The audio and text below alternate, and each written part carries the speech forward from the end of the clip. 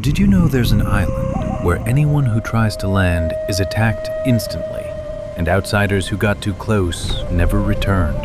In the Indian Ocean, hidden in the Andaman Archipelago, lies North Sentinel Island. Here lives a tribe that has rejected the modern world for 60,000 years. They are the Sentinelese. Governments strictly forbid anyone from approaching because the inhabitants do not just reject contact, they violently and fatally defend it.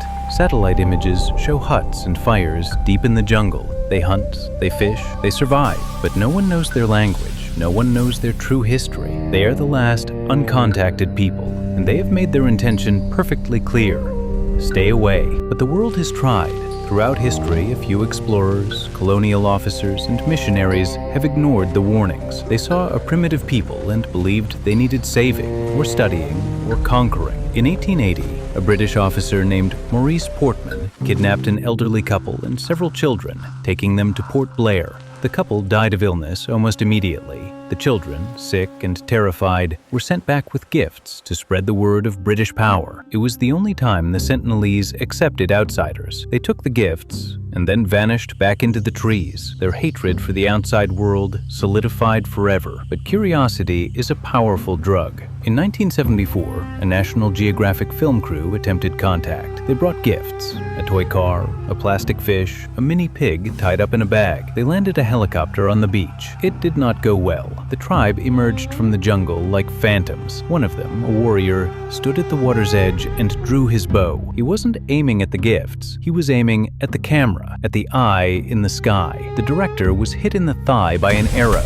The helicopter barely took off. They left the pig and the toys behind. The tribe, it is said, buried the pig alive. They don't want your gifts. They want you gone. Perhaps the most famous and the most foolish was John Allen Chau. In 2018, a young American missionary paid local fishermen to smuggle him to the island. He believed God had chosen him to reach the Sentinelese. He did not believe they would kill him. He approached the island with a kayak, leaving gifts on the shore. He tried to sing worship songs. He recorded in his journal that he felt a spiritual darkness pressing in on him. The next day, he didn't come back. The fishermen watched from the boat as tribesmen dragged his body along the beach and buried him in the sand. They saw archers standing guard over the grave. The Indian government, after trying to retrieve the body, gave up. They declared the island a no-go zone forever.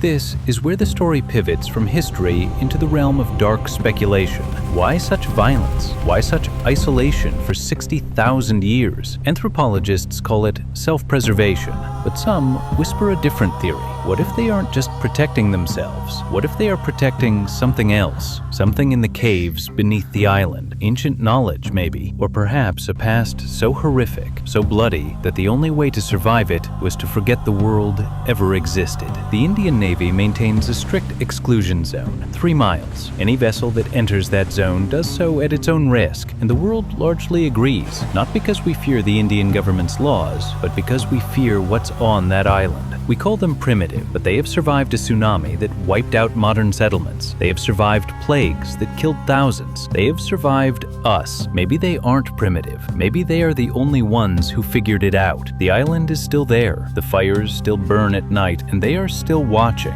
So, if you ever find yourself on a boat in the Andaman Sea and you see that dark smudge on the horizon, don't get closer. Turn around, because on that island, they don't see visitors. They see a threat, and they have never, ever lost. The island is still there. The fires still burn, and they are still watching. But you're on the safe side of the water. For now, if you want to journey back into the darkness, if you want to uncover more forbidden places, more lost tribes, and more stories the world tried to bury, then look at the screen. You see that flickering light? That's your way out of the fog. Subscribe, not because I'm asking nicely, but because the next story might be even closer to home, and you won't want to miss the warning. Like this video? The algorithm is watching too. Give it a signal that you survived this trip. Share it with someone who needs to know that not all islands are empty. And if you're brave enough, comment below. Tell me, would you have gotten back in the boat, or would you have stayed on the beach? The comments are the only safe place to land. I'll see you in the next one. Stay out of the trees.